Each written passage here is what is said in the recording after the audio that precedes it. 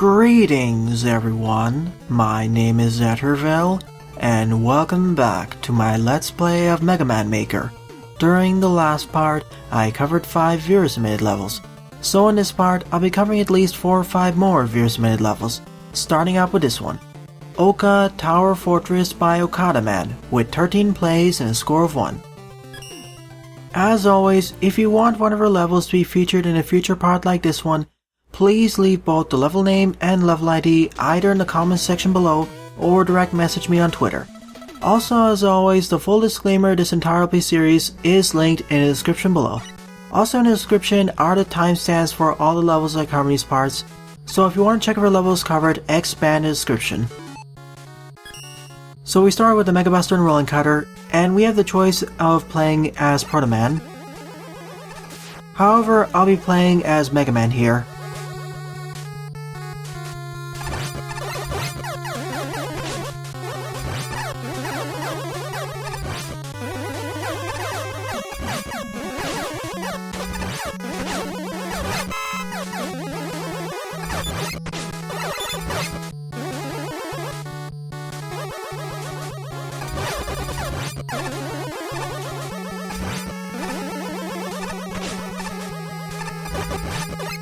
The main reason why I'm playing as Mega Man here is due to his much larger charge shot.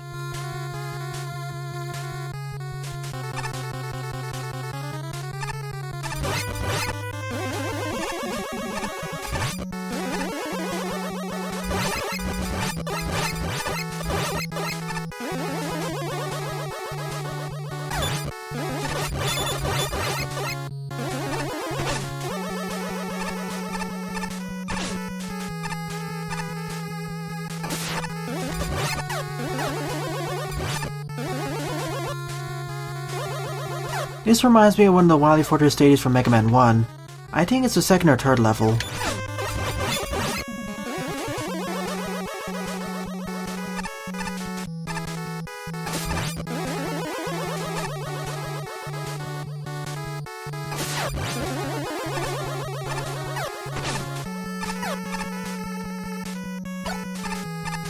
And again, we have the choice of playing as either Mega Man or Proto Man here.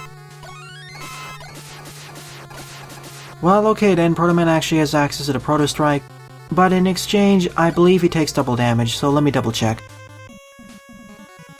Yeah, he takes double damage. For this kind of stage, I think I'll stay as playing as Mega Man.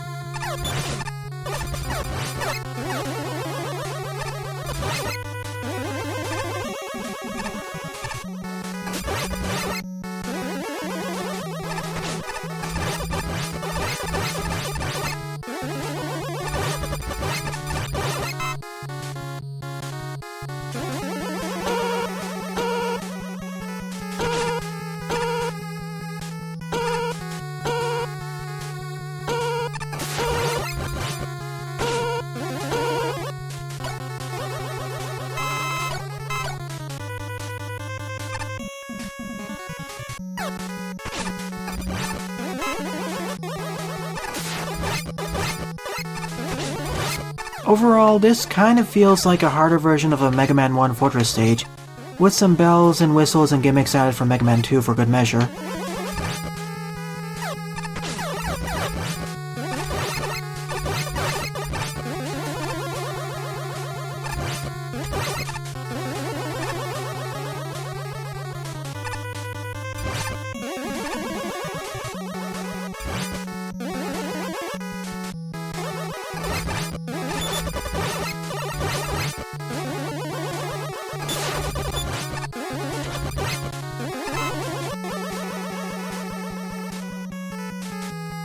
Oh wow, 2 whoppers at once.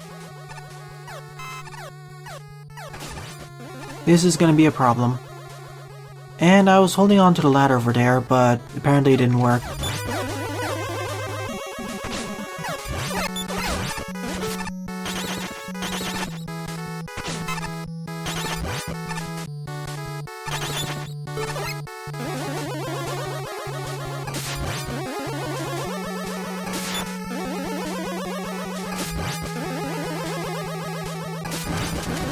One down, one to go.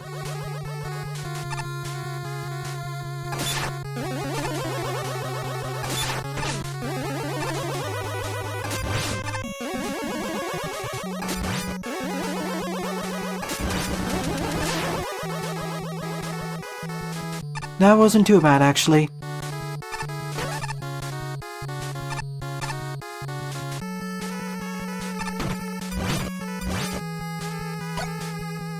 At every checkpoint, we seem to have access to playing as either Mega Man or Proto Man. For the previous segment, I think it may have been better to play as Proto Man.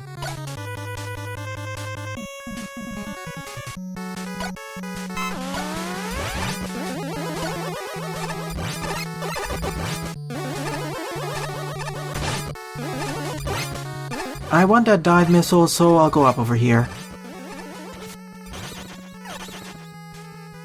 And I suppose getting access to the dive missile is mandatory too.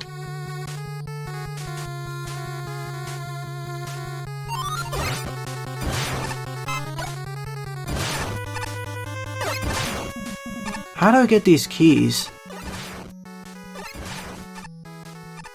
Oh, I have to drop down over here. Never mind. These were just death pits. Oh, there were some cosmic platforms up over there, my bad.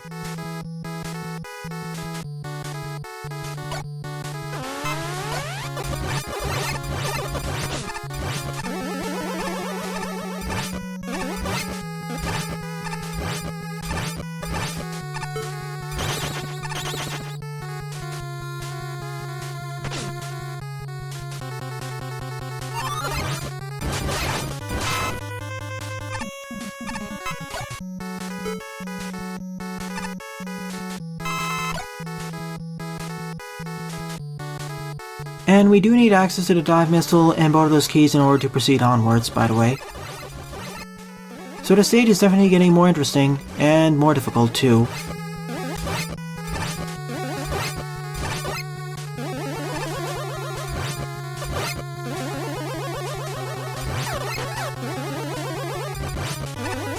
I'll have to do this 2 more times for the E and M tank, as well as the second and final key.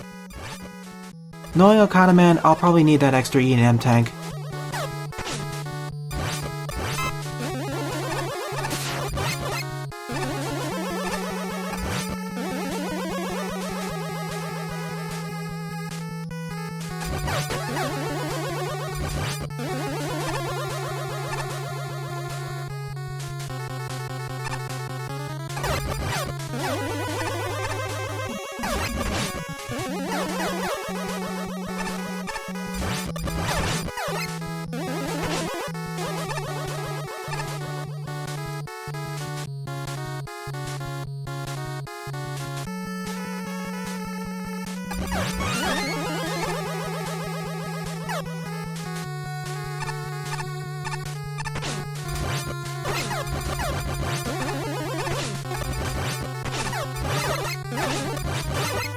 Oh, rats. Well, there goes my E-tank. I need to jump high enough to prevent that Sniper Joe from respawning.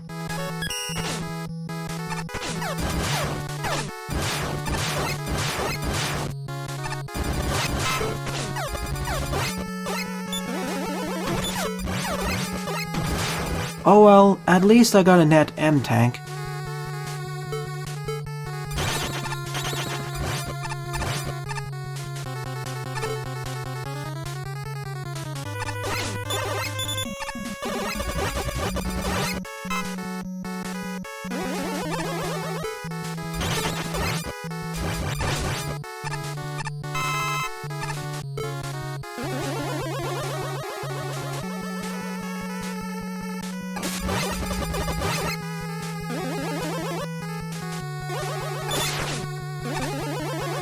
And on the right side of this room, we gain access to base as well as the firestorm. Sure, let's go play as base next. I'm curious though, is that an upgrade or is that a trap? Base, I mean.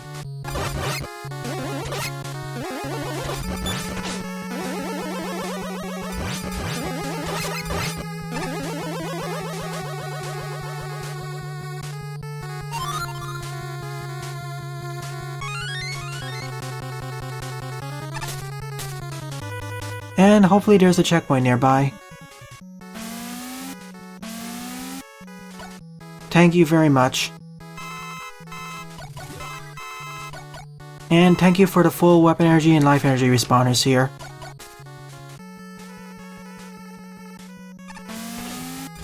Never mind, I thought we were going to be fighting the boss down over here, but instead we have a segment where we need to follow around this Yoko blockchain. The firestorm makes this segment a lot easier though, so good thing I went for it.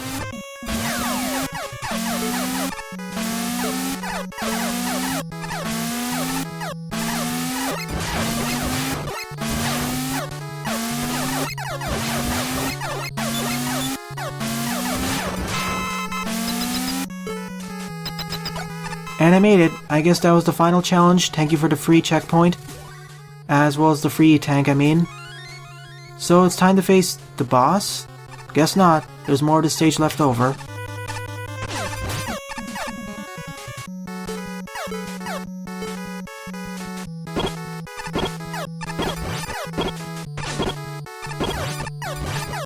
Thank you for putting all these makeshift Cossack platforms to just crush those enemies to death. Really helpful.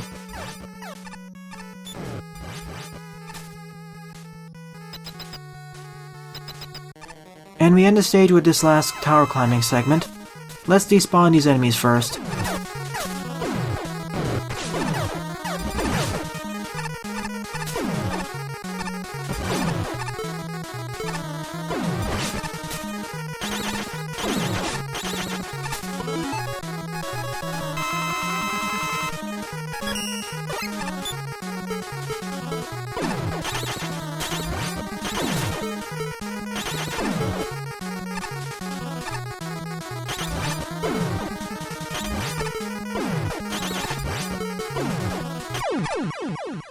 So that was the end of Oka Tower Fortress. It started out as a Mega Man 1 fortress-like stage with some bells and whistles added for Mega Man 2 and Mega Man 3, but it got a lot more interesting following the halfway point. I liked at every checkpoint you had a choice of switching between Mega Man and Proto Man, well excluding the last checkpoint, and you had the optional choice of keeping base for the final challenge, though it made the boss fight a bit more difficult. Overall, a pretty well designed fortress, nice challenge progression, and nice difficulty curve. At least a 6 out of 10. Second level on the lineup is Gravity Man Stream by MeeM, with 34 plays and a score of 7. A shorter one as well. And we start out in this pitch black environment. We only have access to Gravity Hold. And I see spikes over here. So make sure not to jump. Now we have a falling segment. I guess there's a bottomless pit over here. Now we have these gravestones, I think.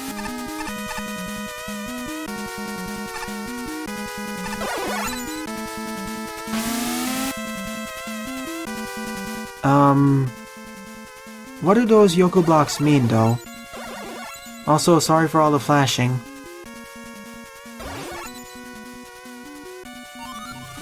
And now you have these segments where you need to climb on top of these spikes using the skull barrier.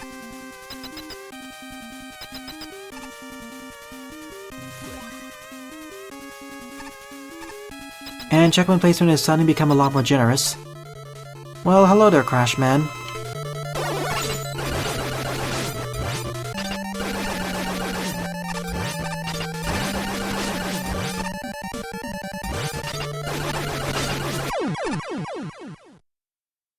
Well, okay then. At first I thought this stage would be going for a horror theme, similar to the horror theme level by Brickman that I played several dozen parts ago, but honestly, I was expecting the stage to go somewhere else. Third level on the lineup is Everything is a Friggin' Met by MeeM, with 20 plays and a score of 4. Another short level. This time we have an actual background. And based off the title, I suppose all these enemies will be different variations of Mets.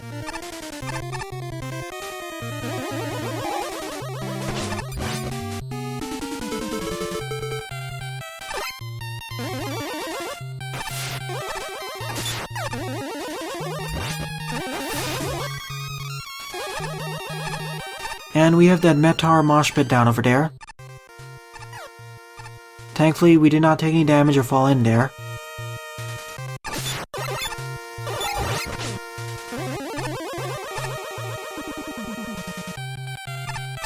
And suddenly count bombs.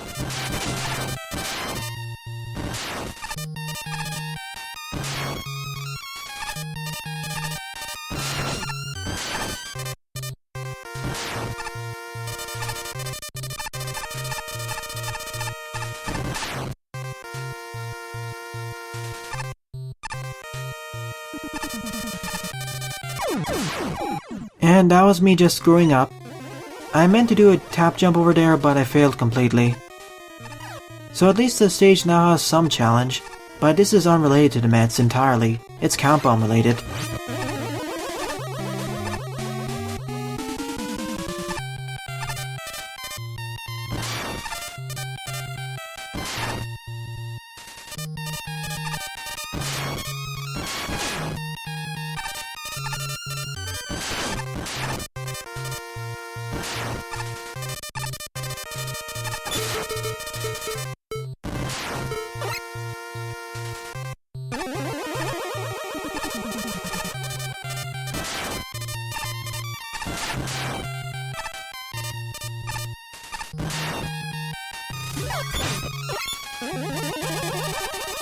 Thank you for the checkpoint placement here.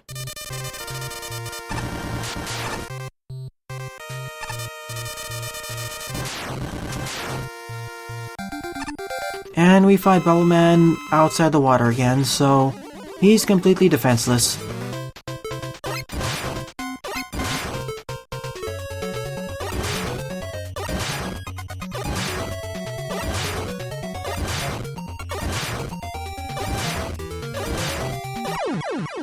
The first part of the stage focused on the Mets, and then the second part focused on count bombs.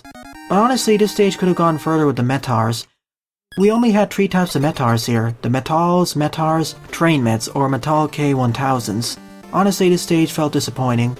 This and the previous stage I probably rated 3 out of 10. My apologies, MeeM, you can do better. 4th level on the lineup is The Fiery Tyrany by Foxy Expert 949, with 22 plays and a score of 7.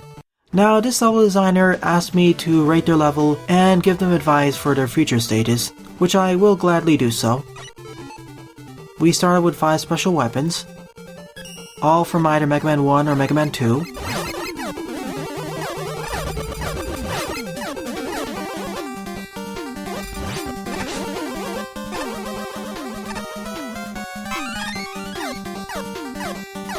I guess I walked into an extra life over there. The Crazy Cannon, as well as the Toadster over there. I forget the actual name of this enemy. Wow. Well, the big frog over there, they could have been done in a safer environment first. Same with this Blocky, unless the stage is going for a more fortress-like feel.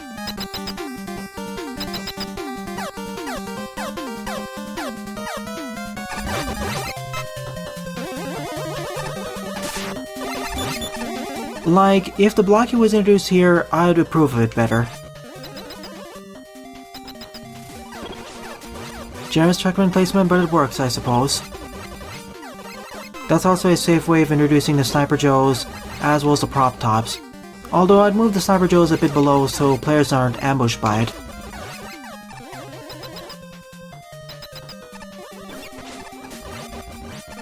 This room is a little bit too cluttered if you're going to introduce all these enemies. I mean, remove the one end and move it to another screen so players aren't ambushed by this as well.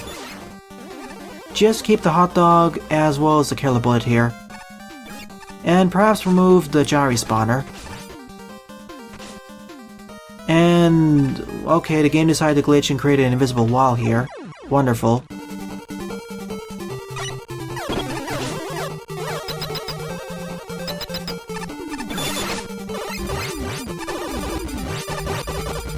At least the placement of this hot dog is in a somewhat challenging environment. You can't just easily just make minced meat out of it.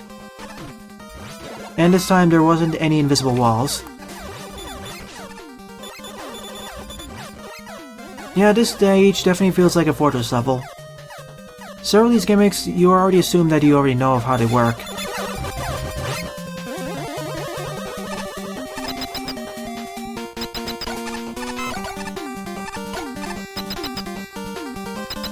And that's the stage. Honestly, I wish it went by for at least 50% longer.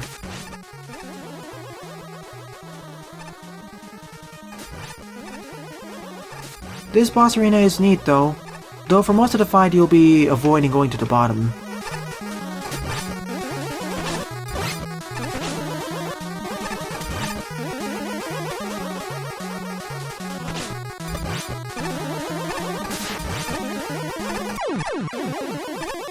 At least it makes the boss fight against Skullman a bit more difficult, especially if you're not used to his pattern. Overall, this was kind of a bleh stage. I think you were going for a fortress level because the first half you were sort of trying to be a traditional level, but in the second half it's thrown out because a lot of gimmicks are introduced and not in safe environments, and it's assumed that players already understand how they work. But I feel that some of the gimmicks in the second half of the stage could be taken further, like the one room just before the boss fight. That had an interesting challenge where the fire bar just blocks your shots from the crazy cannon. I'd like to see more of those in the future. Fifth level on the lineup is Create an Arsenal Beta version by the OfficialMemeGuy, with 21 plays and a score of 0. According to the level designer, this is a stage where we choose a loadout of weapons at the start, which will dictate which path we can go throughout the level. It's called a beta version because they are still working out some of the kinks and balancing the stage out, and they really want some feedback as to how they should do that. And considering there are some alternate routes, I'll probably need to play through the stage at least once more. So our first choice is playing as either Mega Man or Proto Man. I'll pick Proto Man here. Next up, Crystal Eye, Rolling Cutter or Hard Knuckle. Rolling Cutter is the weakest out of the bunch, so I'll take the Crystal Eye instead. Next up is the Dive Missile, Drill Bomb, or the Crash Bomber. Drill Bomb, of course. Next up is a choice of 3 shield weapons, Leaf Shield, Plant Bearer, or Skull Bearer. I'll take the Skull Bearer because it protects me against spikes. Last but not least is either the NATO or the Magnet Beam. I'll take the NATO over here and then gain access to the Magnet Beam over here. Probably should put some gyro blocks down over here to prevent players from getting that as well, or vice versa. Now onto the actual stage itself, and as you just witnessed, Proto Man takes double damage.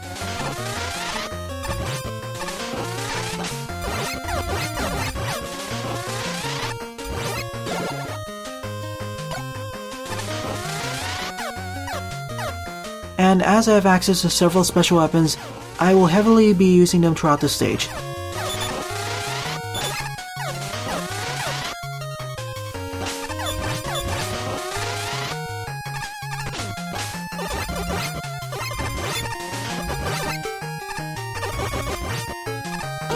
So we have the first split pad over here. I'll first take the Magnet Beam pad.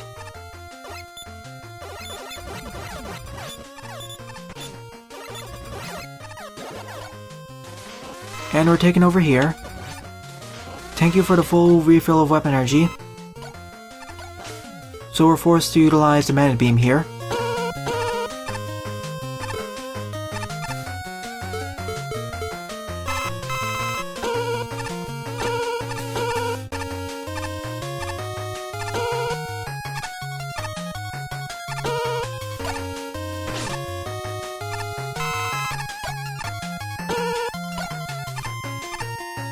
Oh, I see the M tank over there. I'll go for it.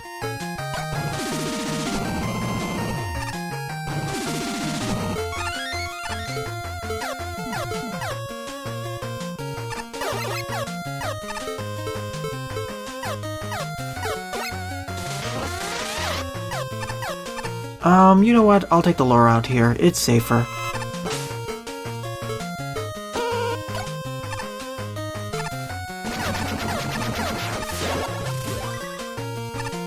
So that's split pathway number 1 done. I'll take the alternative route using Mega Man.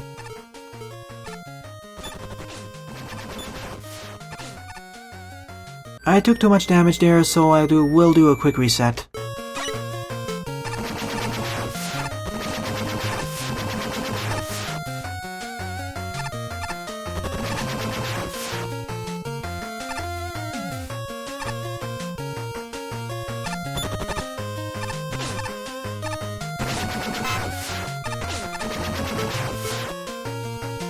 So now we have 3 split pathways here.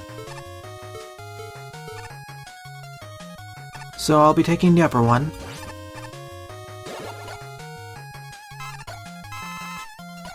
And of course, we're incentivized to use the skull bearer here. Well, not incentivized, forced.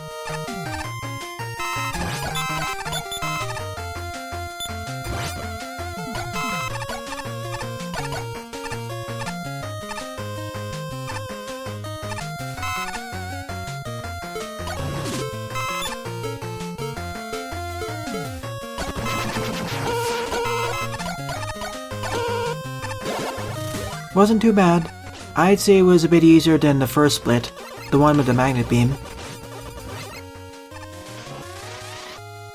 Probably should have picked the plant barrier instead of the skull barrier when playing as Proto Man, considering how much damage he's taking.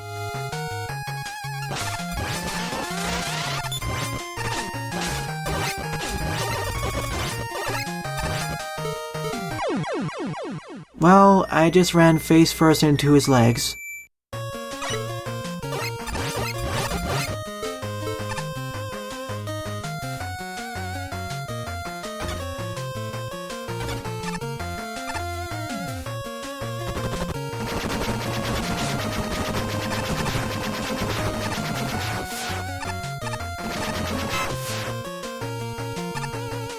And here's the next split path, so onto the drill bomb one. I do like how each of the split pathways does incentivize, and has several scenarios where each of the special weapons that you are required to get into them, they're used to their strengths, like here for example, specifically the drill bomb's remote detonation capabilities.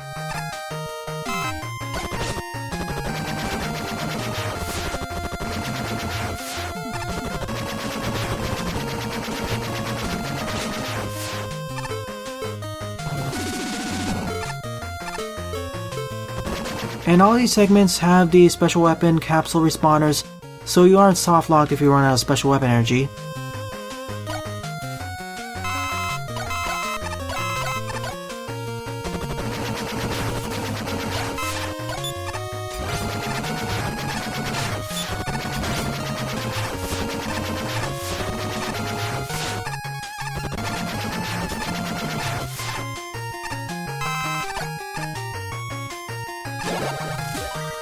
And I do like at the end of each of these split pathways, there's a checkpoint.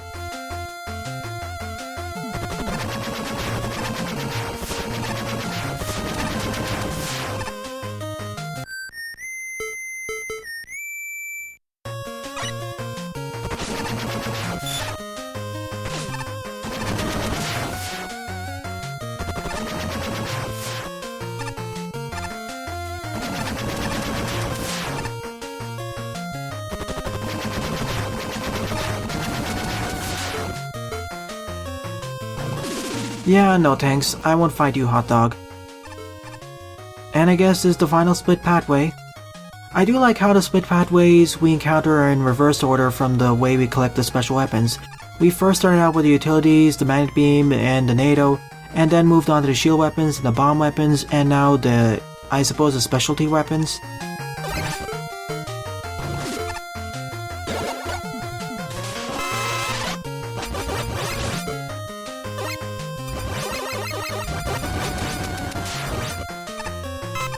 But once again, playing as Proto Man feels like the hard mode version of the stage, whereas playing as Mega Man will be the easy version.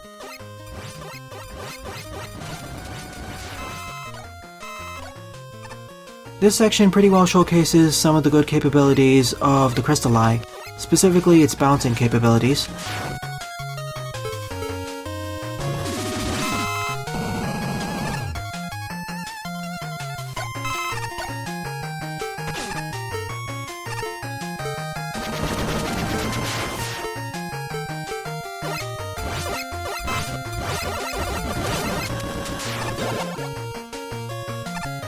And we're at the end of the stage. A rather difficult stage, but most of the difficulty was self-imposed by playing as Proto Man.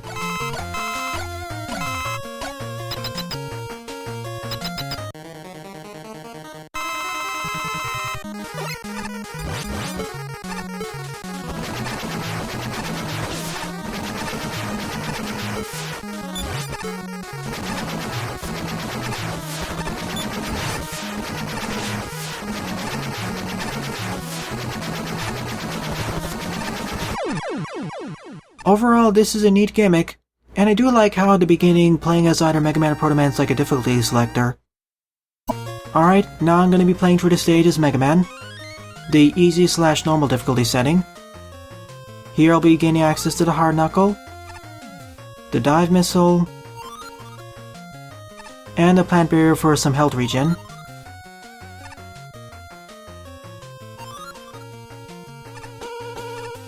And yes, I can still gain access to the NATO using the magnet beam. Probably should patch that by putting some gyro blocks down over here, so players don't get bowed. Mega Man has access to the Mega Man 6 charge shot, and overall for this kind of stage, I'd say playing as Mega Man is superior. The only advantage of playing as Proto Man is his shield deflection abilities, but those are minimized considering the enemy projectiles we have in this stage, the enemy selection and placement, and the fact that we're heavily incentivized to utilize special weapons, so... And also, the other negative, the big negative, is the fact that Proto Man takes double damage. And there are a lot of segments in the stage where it is hard to dodge enemy projectiles.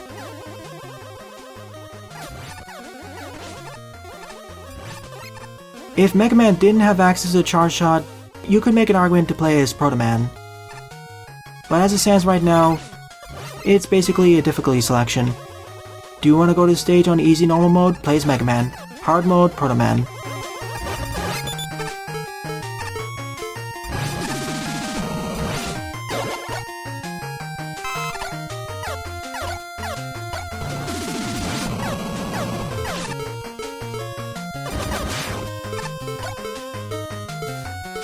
Remember, the NATO does not protect us against spikes.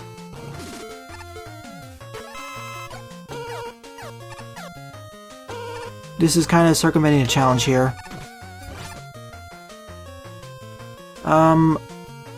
Okay. Oh, there's an M tank there. Rats.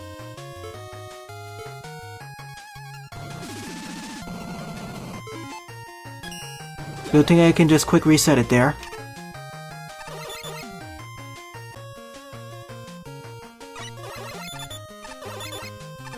In some ways, it's the same difficulty compared to the magnet beam route, but in some ways it's harder.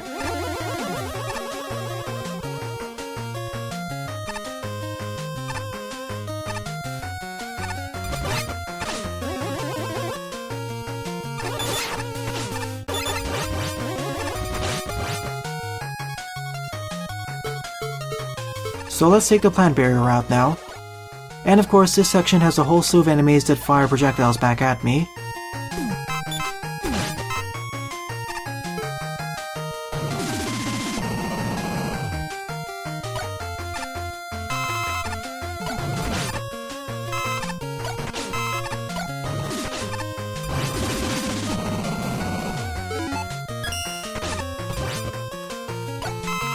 Just imagine going through this route as Proto Man. Yikes.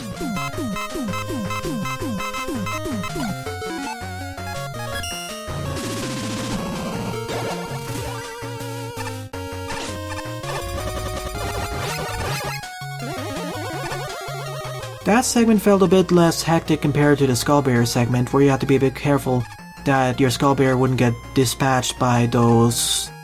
the Picados.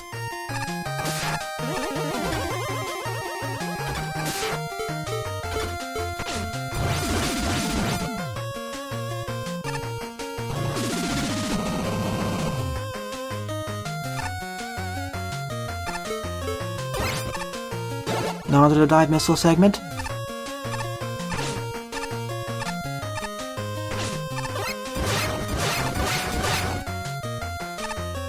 I do like how in each of these split paths, each special weapon has its own time to shine, some more than others though.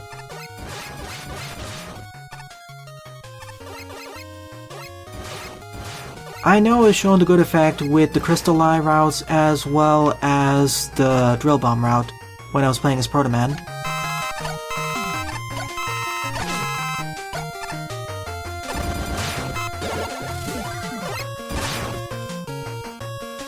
You know, considering there are actually some split pathways where you have 3 choices, why not give the option of playing as base?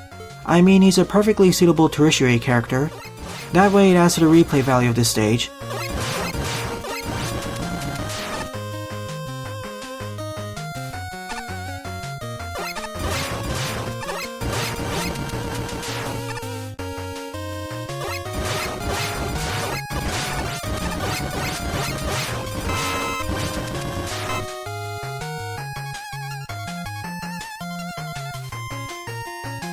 Basically, it feels that this stage is split into two halves. The first half of the stage in these outer, non-specific weapon regions, and the other half focuses on different special weapons.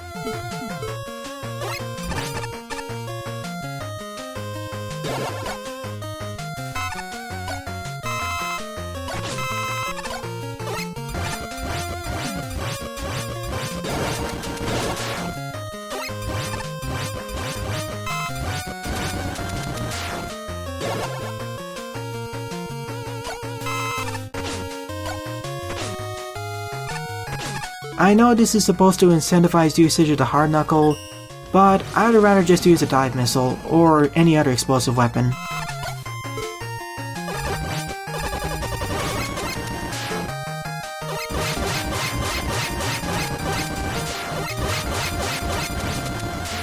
Basically, the Crystal Eye route better showcased usage of Crystal Eye compared to this route of the hard knuckle. This stage definitely has some rough spots, hence why it's called the beta version, but it has some great potential. I'd say to add Base as a potential character, and rebalance some of the routes they went through to be a bit more even in terms of difficulty. As it stands right now, I'd probably give this stage a 5.5 or 6 out of 10. My apologies, but I'll have to end the part right now. The last level went by a lot longer than what I expected it to be. So overall, out of the 5 levels I played in this part, my favorite level would be Oka Tower Fortress by Okada Man. So in the next part, I'll be covering several more viewer-submitted levels. Well then, thanks for watching and have a nice day. Toodles!